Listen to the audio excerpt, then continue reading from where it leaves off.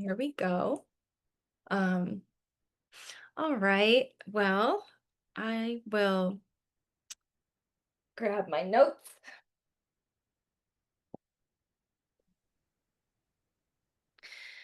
Um, yeah, so I just wanted to welcome you all here. Thanks for showing up. This will be a presentation of my 12-week series that's coming up. It begins on June 26th. And let's all just start by doing a quick grounding meditation. So, allow yourself to feel comfortable. If you want, you can just close down the eyes if that feels good. And this will be really brief.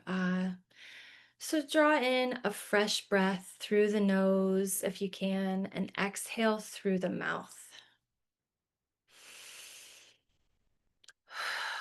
Really feeling yourself grounding into the space. Inhale, fresh, pure energy. Exhale anything from the day that you don't need to hold on to for now. Inhaling again, exhale. And in this moment, I would like to share my intention for this space, and that is to be a clear channel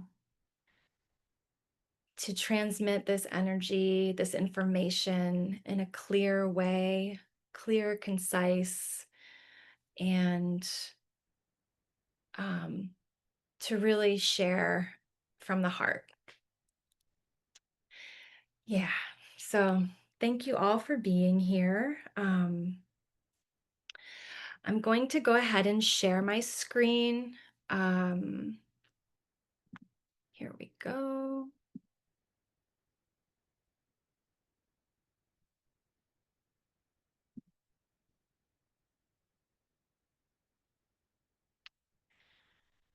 And I'm just going to leave this toolbar at the top. You can probably all see it, but I was tinkering with it earlier, and this just seems to be the best way. So yes, welcome to the Mindful Microdosing Masterclass.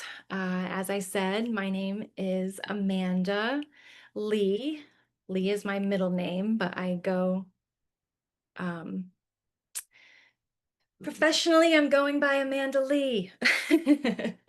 um, yeah, and most of you know me, but I'll just say for the people who are going to watch the recording, um, I studied at the California Institute of Integral Studies and received my master's degree in East-West psychology in 2023.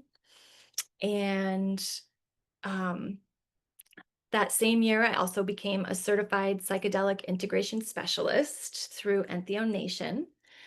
I've been working with psychedelics for over 20 years.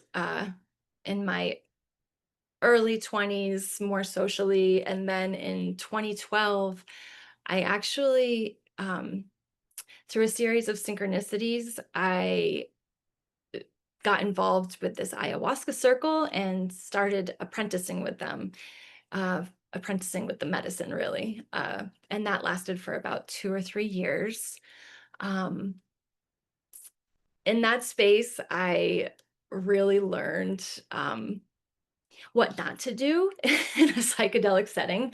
Um, and it fueled my passion to study and learn about a trauma informed approach to psychedelic use, an ethical approach.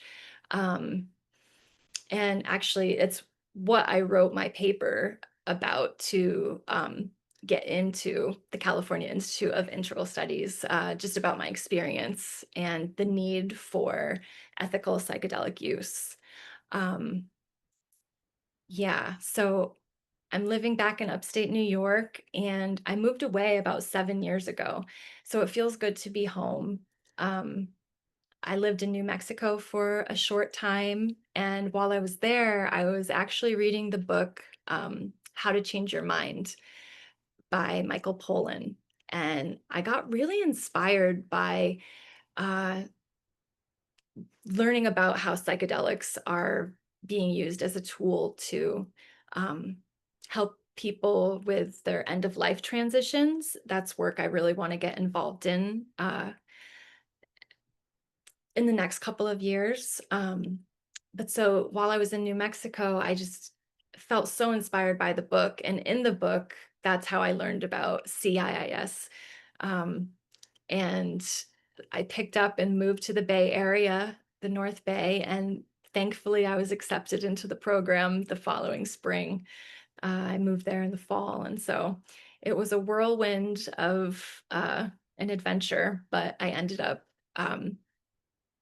being accepted to the program, and um, yeah, I ended up um, while I was in California, I took a semester abroad and went to Mexico, where I spent 3 months in Oaxaca and 3 months in Tulum. And while I was in Oaxaca, I got to experience this little mushroom community of San Jose del Pacifico, which was extremely magical. Um, and taught me a bit about the sacred Oaxacan and Zapotec uh, Mexican mushroom ceremonies that are held there under the lineage of Maria Sabina. Um, Made my way back to California and had a baby. So my son is about one. Well, he's 13 months now, and yeah, I'm really excited to share this work, and um, uh, I'm hoping to get more into the macro dose journeys again. I was doing that in California, helping people through deep macro journeys. And so that's work that's going to come in the next couple of years. So right now I'm just going to do microdosing with people to help them uh, do their find their own practice and with a safe and supported environment. So with all that, we can get into it. Um, I want to start by sharing this quote by James Fadiman. And I'll just say James Fadiman is like one of the pioneers of the psychedelic movement. Some of you might be familiar with the book on the left there, The Psychedelic Explorer's Guide. Um, and then most recently, he released Microdosing for Health, Healing, and Enhanced Performance. This book just came out in 2025, and it's a fabulous resource. It gets into a lot of uh, personal stories of people who are using microdosing to heal specific health ailments, and it's quite remarkable to see the entirety of how microdosing is helping people. And I'm going to get into all that. So, but to begin here, I'll just read this quote. If you experience substantial changes in consciousness or any intoxication, you are not microdosing. If you are using substances that don't cumulatively work to produce a long-term effect in mental or physical health conditions or enhanced wellness, abilities, and flow, you are not microdosing. If you do it every day, you are not microdosing. And if it's something that you take once and only once, you are not microdosing either. So then what the heck is microdosing if you can't do all these things? I'll read through this. And like I said, if you want to just close your eyes and receive this from me, that's totally welcome. If you are a note taker, this could be a good moment to grab your journal or notepad and take some notes as we go. Um, so with microdosing, users take a sub-threshold amount of psychedelic substances, meaning just below the threshold of a psychedelic experience.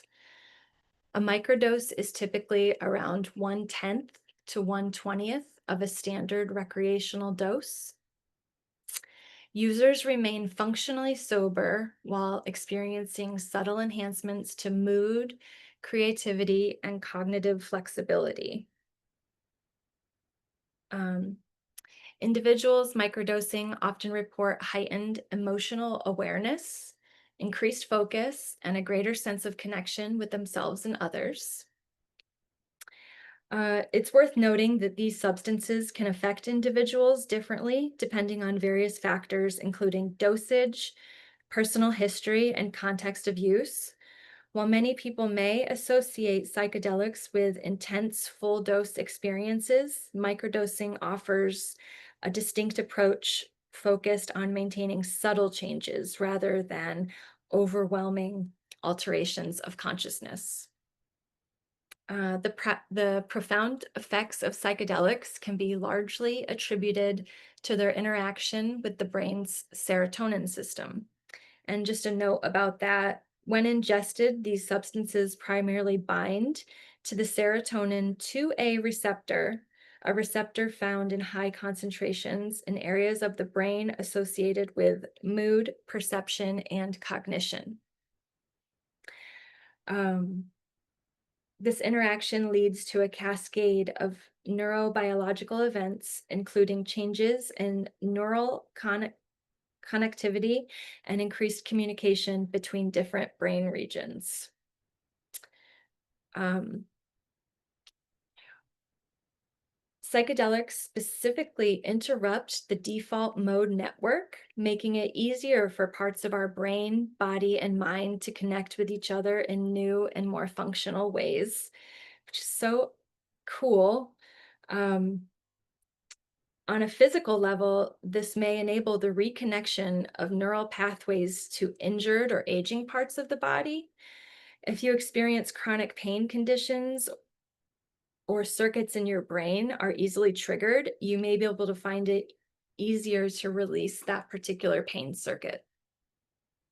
Psychedelics can induce what many describe as mystical experiences, characterized by feelings of unity, transcendence, and interconnectedness. These experiences can lead to lasting changes in personality, emotional flexibility, and overall well being, which is particularly relevant for those exploring microdosing as a therapeutic tool. Research institutions worldwide, including Johns Hopkins University and the Multidisciplinary Association for Psychedelics, MAPS, are at the forefront of investigating the therapeutic value of psychedelics. Um, so moving on, these are substances used for microdosing. Um, so widely microdosed is psilocybin and LSD. Um, I will say that, well, I'm going to get into that a little later, actually. Um, I'm going to talk about the different varieties of psilocybin and what to look for, but I'm going to save that piece.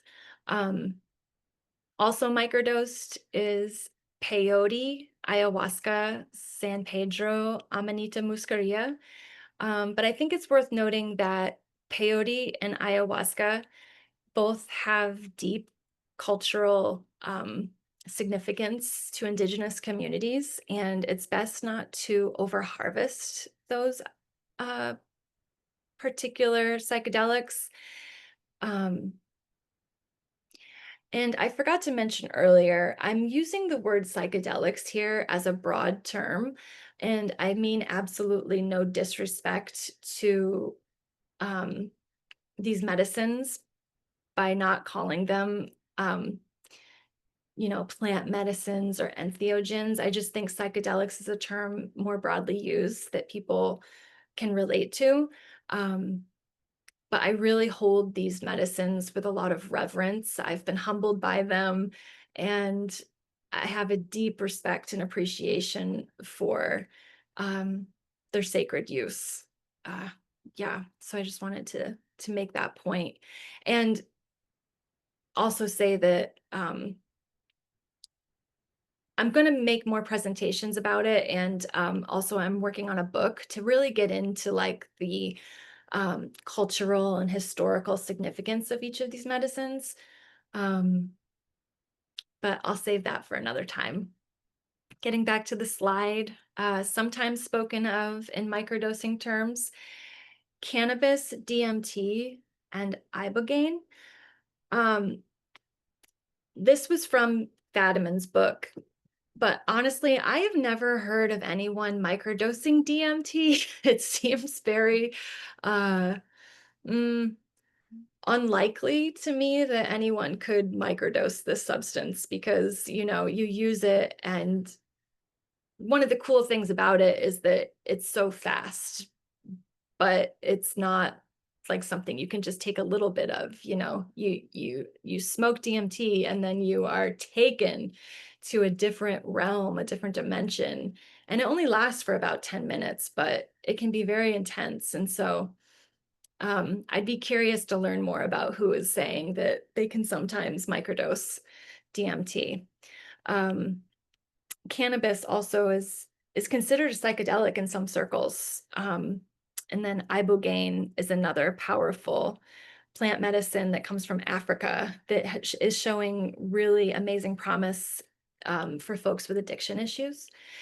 Um, Not a medicine I've tried yet, but I would love to explore one day. Um, and the last bit here, these items are not recommended for microdosing, according to Mr. Fadiman. MDMA, salvia, and ketamine. And it's important to note that microdosing is really not for everyone. Um, Two major contraindications for microdosing are lithium and tramadol. So people using those substances are strongly discouraged from the practice. And I want to speak a bit about SSRIs, but we're going to get to that in a little bit. So these are some current findings of special interest. These 6 categories here. There's not a lot, or there are a lot of health ailments that are showing great promise with microdosing, but these ones specifically, there has been studies done, clinical studies and research, and so I'm just going to share a bit about each of these with you.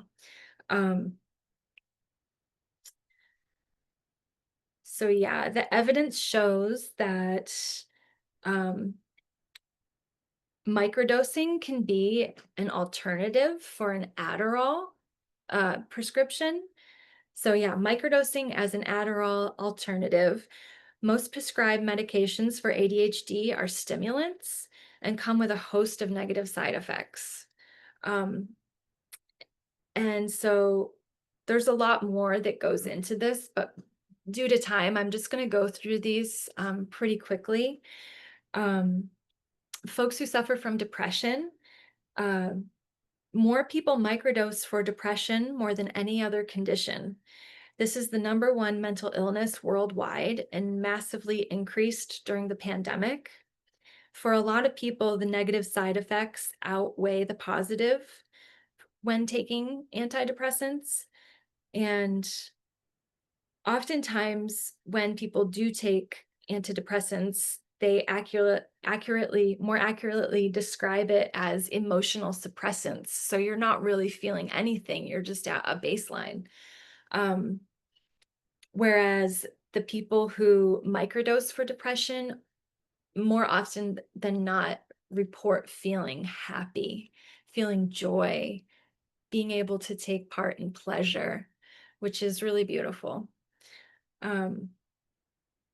So moving on to long COVID, I actually wasn't familiar with this term. Long COVID is not actually COVID, but it's a blanket term that describes the after effects of COVID. After the virus is gone, sufferers report 200 symptoms affecting nearly every part of the body. Neurological, cardiovascular, respiratory, and gastrointestinal systems.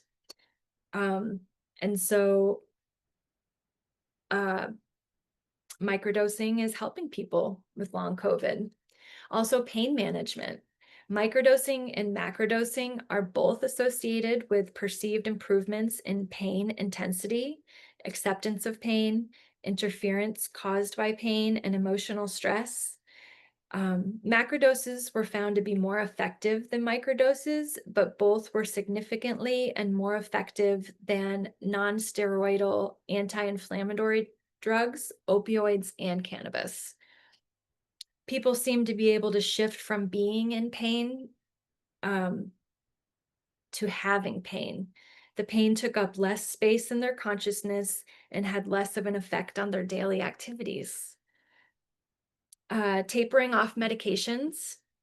So, um, I've heard that it's not great to do a large psychedelic session with if you're taking SSRIs because of either diminished effects of the psychedelic you're taking or serotonin syndrome.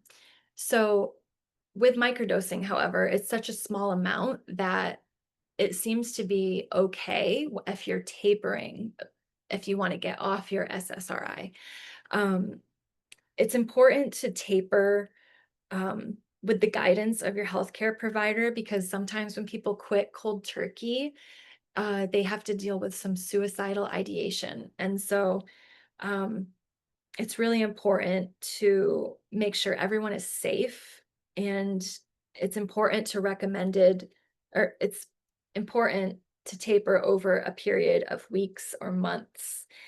More and more, though, people are saying that tapering off of certain medications is easier with microdosing. Microdosing apparently eases tapering because it helps bring the body and all its systems back into healthier equilibrium. And then finally, we have women's health. And this subject is near and dear to my heart, especially since becoming a mom, because um, microdosing can positively affect pregnancy during and after. It can help with breastfeeding. A lot of mothers report just feeling more present and um, relaxed and patient with their babies if they microdose and breastfeed.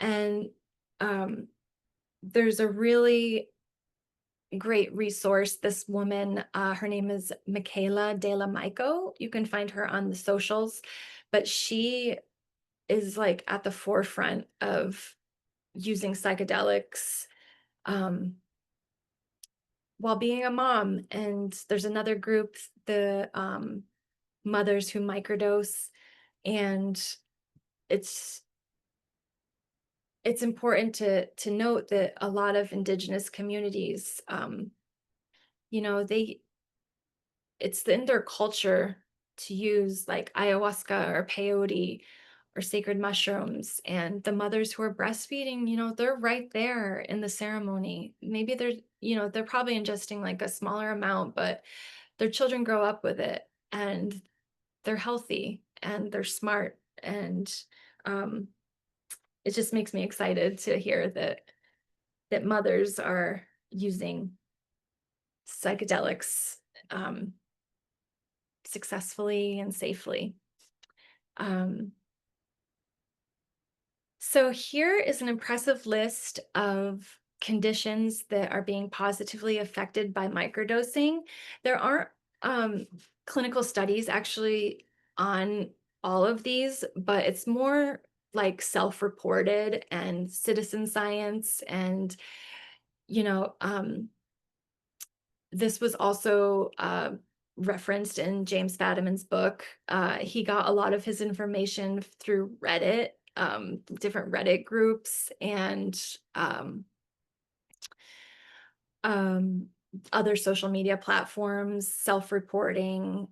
He's a PhD, so he has clients and works with them through microdosing. And so, I mean, this is an amazing list of different things that can be helped through microdosing. And so I'm not going to get into all of them, uh, but I will just mention a few. So I'll read through. We have anorexia, anxiety, um, anecdotal accounts from individuals who faced generalized anxiety disorder found that microdosing helped them engage with their thoughts and feelings in a less reactive way. The gentle influence of psychedelics at a microdoses can shift one's perspective, encouraging individuals to examine their anxious thoughts without becoming entangled in them. So then we have asthma relief, autism, binge eating, bipolar disorder. And I'll just stop there because bipolar disorder and schizophrenia, both, through my training, it's not recommended for people to have a full psychedelic experience who are bipolar or schizophrenic. However, with um, microdosing, it's such a small amount that people are actually exploring these areas. And I read a really interesting account from a schizophrenic person who said that if they take psychedelics, um, basically their whole life gets derailed. Like it's just chaos for them. But when they microdose, the voices in their head are nicer and more loving.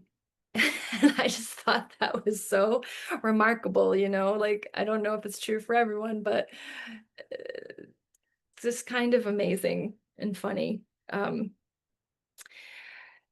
So with bipolar disorder and schizophrenia, it's definitely you really would want to work with a healthcare provider, a professional, if you're exploring microdosing.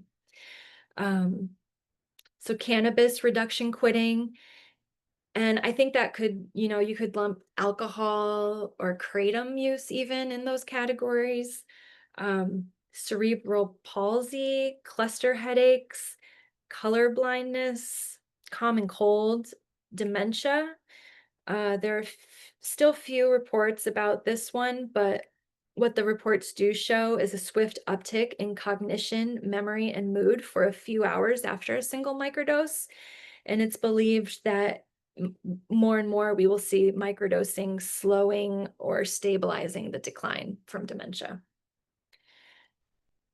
So dizziness, eczema, Ehlers-Danlos syndrome, epilepsy, headaches, migraines. With this, people report still having headaches, but just not as frequently or as intense. Inflammatory bowel disease, libido lacking. With libido lacking, it was there's not an upsurge of testosterone, but rather oxytocin, and it makes people feel more connected when they're microdosing.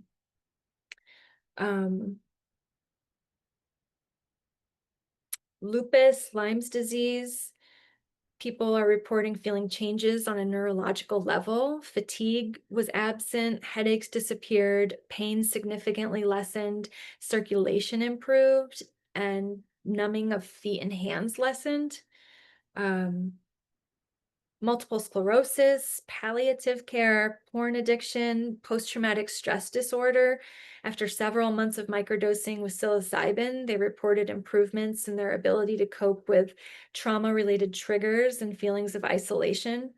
As their emotional resilience grew, they found it easier to engage in therapeutic conversations, ultimately leading to deeper healing through therapy. Other reports state that folks suffering from PTSD find their intrusive thoughts lessened. It was easier to relax, less disassociation, reduced desire for substance abuse. Excuse me, I'm going to drink some water here.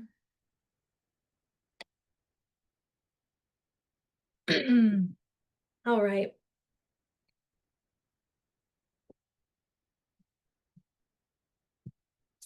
Whew, and I noticed how hot it is in here. My goodness. All right, so just getting through this list.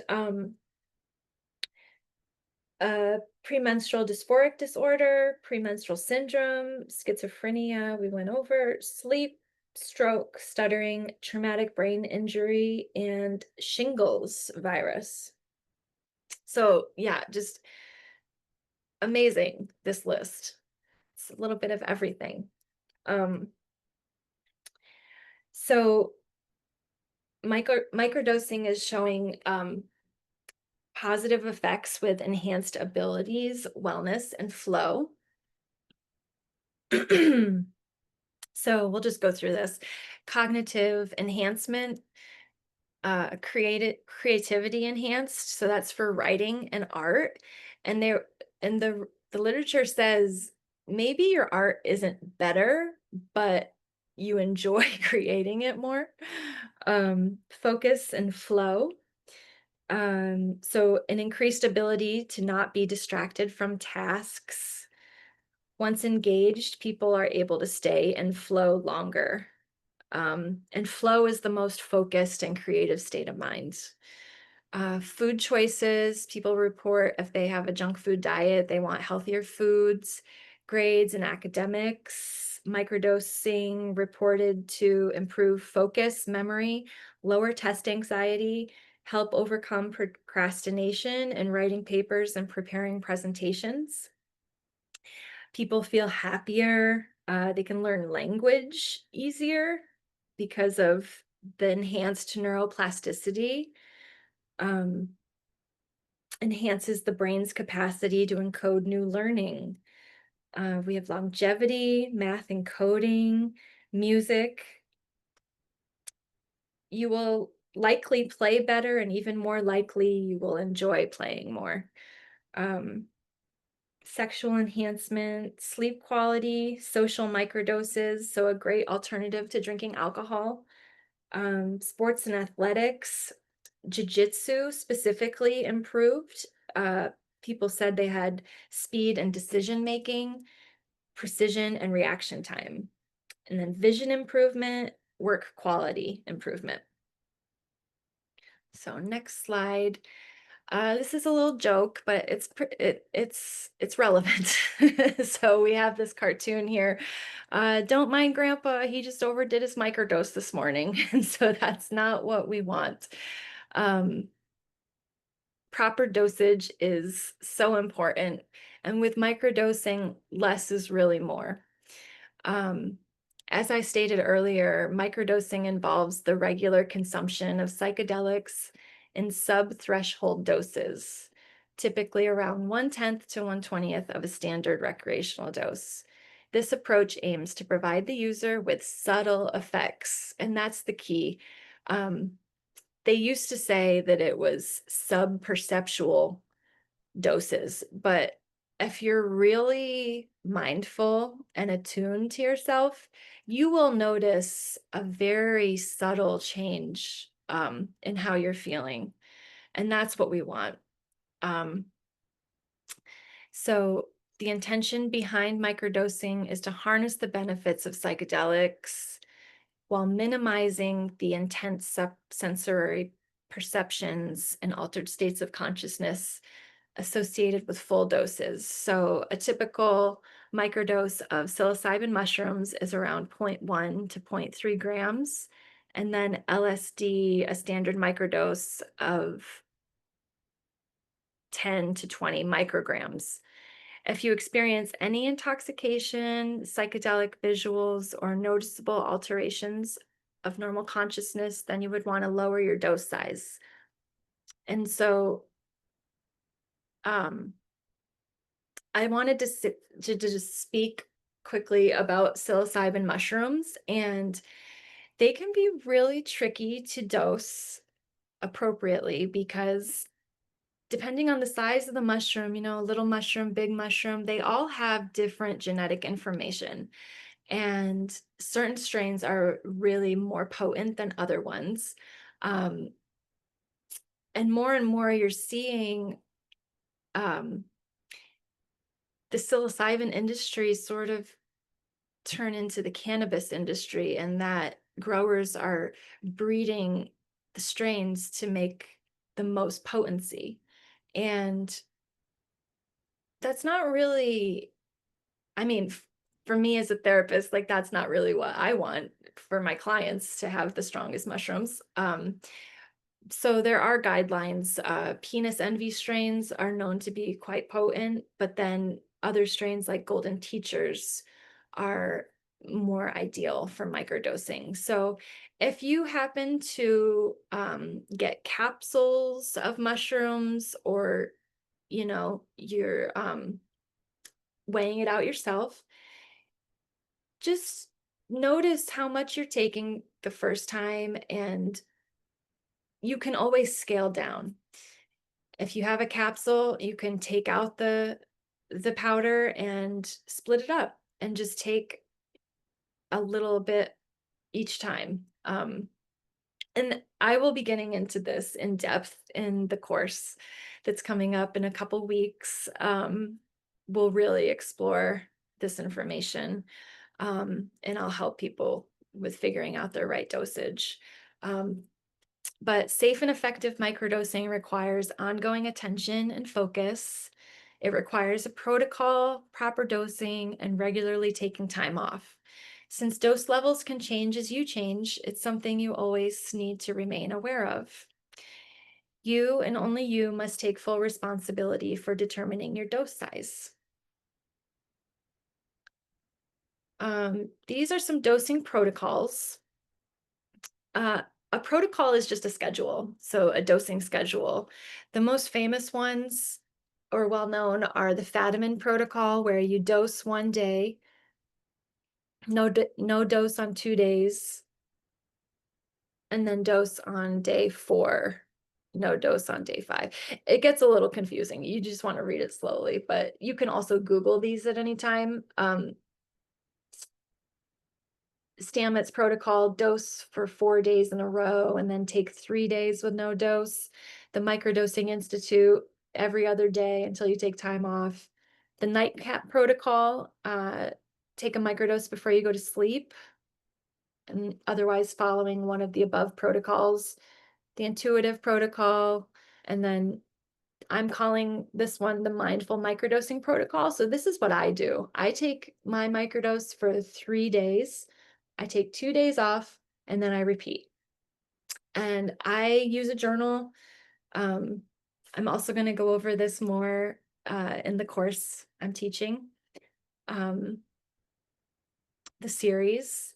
But I I draw a calendar, or I have a journal with a calendar in it, and I just, I number the days and I X out the days I'm not dosing, and just make it really clear that you can follow it. And it's important to note that microdosing relies on the cumulative effects of taking small doses on a regular schedule.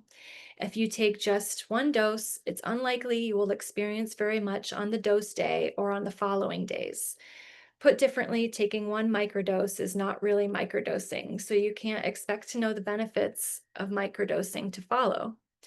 And then non-dosing days are not days off of the practice, but simply days of not dosing, and they often hold great insight and opportunities for change. There's actually this phenomenon called the second day, something like that, like the second day effect.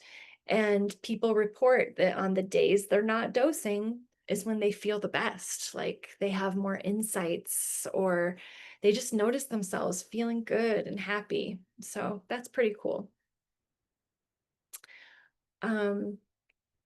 So here are some techniques for making the most out of your microdosing practice. Establishing intentions, getting really clear on your goals and what you hope to achieve through the practice. Create a structured routine, your protocol, a ritual. It can be simple, you can light a candle and say a prayer and take your microdose, or you could,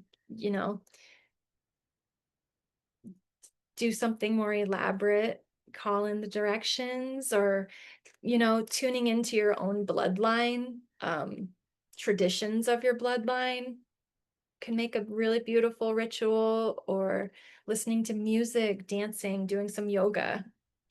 Um, these all of these points here are also things that we're going to explore through the 12-week series. So I'm not speaking too in depth about them right now, but definitely something that really lights me up. And I'm excited to start the series and just help people get into this stuff. So, next we have um, document your experiences through journaling. Um, I think journaling is a profound tool to explore consciousness. And part of my graduation project through um, CIIS was exploring the Red Book as inspired by Carl Jung. And so we're going to be doing that in the series as well.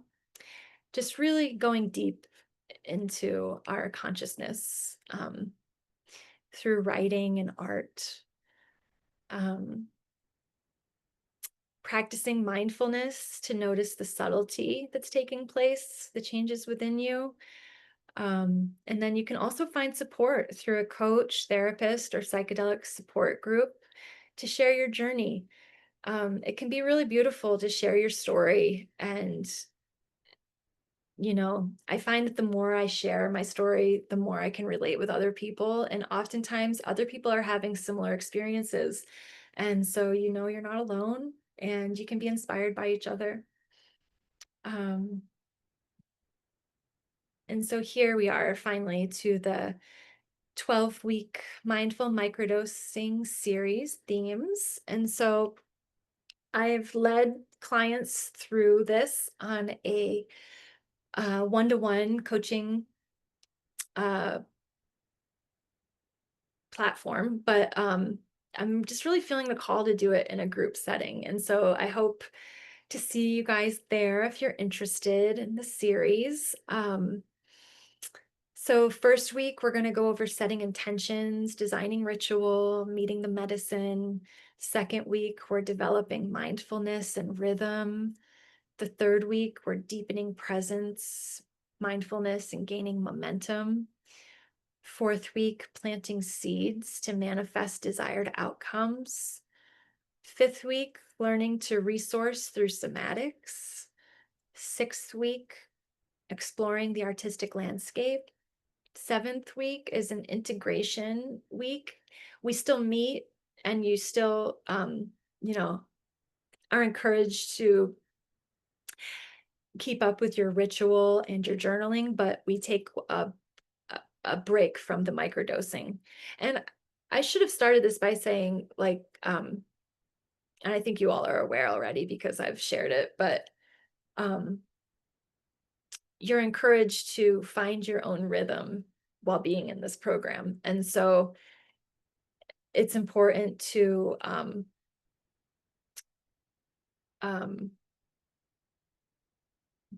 sorry, I just had a total lapse in what I was going to say. Oh, it's a self-led dosing regimen. So you're going to be finding your own protocol, your own rhythm. But at 7 weeks, we're going to just take a break from dosing everyone. And then by the 8th week, we're going to come back to it just to have a quick little reset integration. By the 8th week, we are going to be working on reclaiming our disowned selves and a little bit of shadow work. Week 9 is exploring our parts. Week 10, deepening self-connection. Week 11, connecting to the energetic fields. And week 12 is the completion of a season. It will be the summer session finished, and we will have reflection and celebration. It's my intention in this moment to start another series in the fall, I hope, but I might save it for winter. I feel like microdosing in the winter, where it gets snowy and cold, feels like an essential practice to guide people through. So, yeah, let's see. Did I miss anything? And this schedule, it could change slightly depending on the group energy, but I'm pretty sure it's going to be um, this format. Um, yeah, I was hoping we would have time for an experiential practice today, but I think I'm gonna just save it for another time. It would be just a guided meditation, but I'm gonna save it just so that we're on schedule. But I would love to, I'm gonna stop sharing the screen. I would love to just open it up and see if anyone has any questions.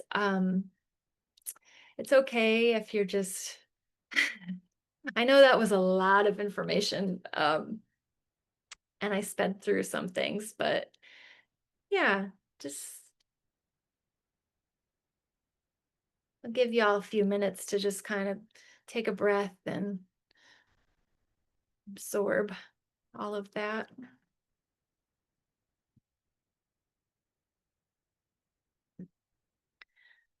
Um, I had one question and it's it's slightly related, I guess, but it's just I have some old supply of psilocybin and I'm wondering how old is too old mm, to use. mhm, I've noticed that it does seem to get a little weaker as it gets older. yes. Yeah, I've heard that too. I've heard after 6 months, it can start to diminish quality. Um, but I still think it has something, like it's not going to do nothing, but I have heard after 6 months, the quality starts to, or the potency maybe starts to diminish. Right. So I would consider that.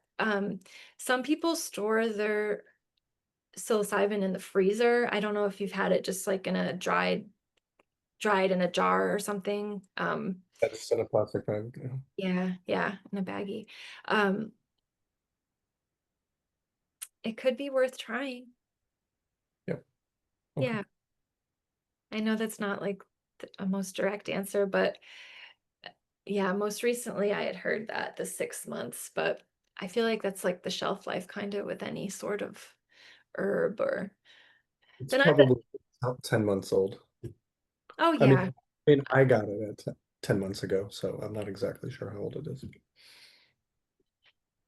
Um, yeah, but I at the same time I'm like the herbalist that has tinctures on my shelf for like years and years. And I'm like, ah, they're still fine. And so um I'd say give it a go.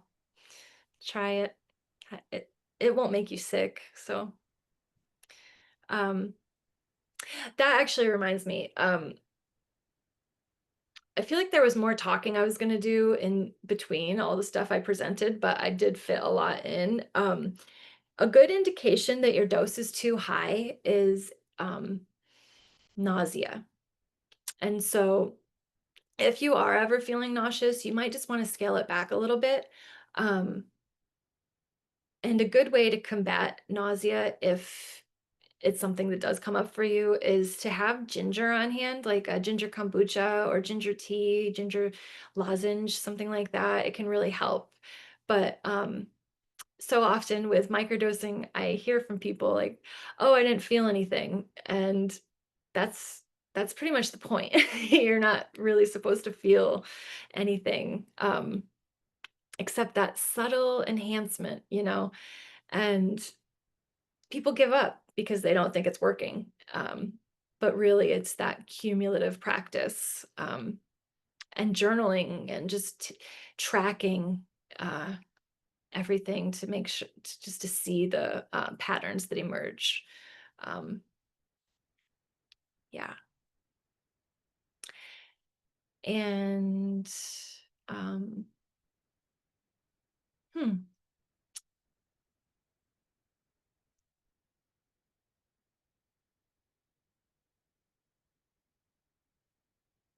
well, it's just so wonderful to see you all. It really warms my heart to have you here for my first time hosting a Zoom. Yeah, thank you for doing this. This was really great. Thank you. Yeah, you're so welcome. Um,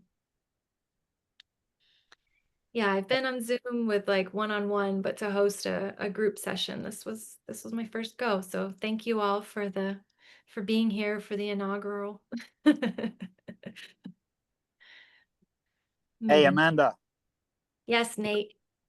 lovely, lovely presentation. Thanks so much for sharing. I'm excited to learn more. This is a bit of a random one, maybe, but I'm curious if you've heard or know if anyone does microdosing for pets or dogs, especially hearing the connection with lupus and Lyme's disease and the benefits potentially. Is that a thing? Does anyone do that? Have you heard anything about it? I have not heard about that, but I am curious, and my researcher brain is wants to know. So I will explore that. Get back. Wonderful. Cool. Yeah, very All right. curious. Awesome. Yeah, like I know so many pets that have Lyme's disease, and um, maybe that could really help them. That's interesting. Beautiful. Cheers so much. Yeah. Oh, okay, y'all. Well, if there's not anything else or any last thoughts or anything, you guys can take yourselves off mute. We can all say goodbye to each other, but just again, thanks so much. I appreciate you all. Thank Yeah. you. Thanks. Thank you, Amanda. So Thank welcome, everyone. Bye. Bye. Thank you. La, la, la, la. One.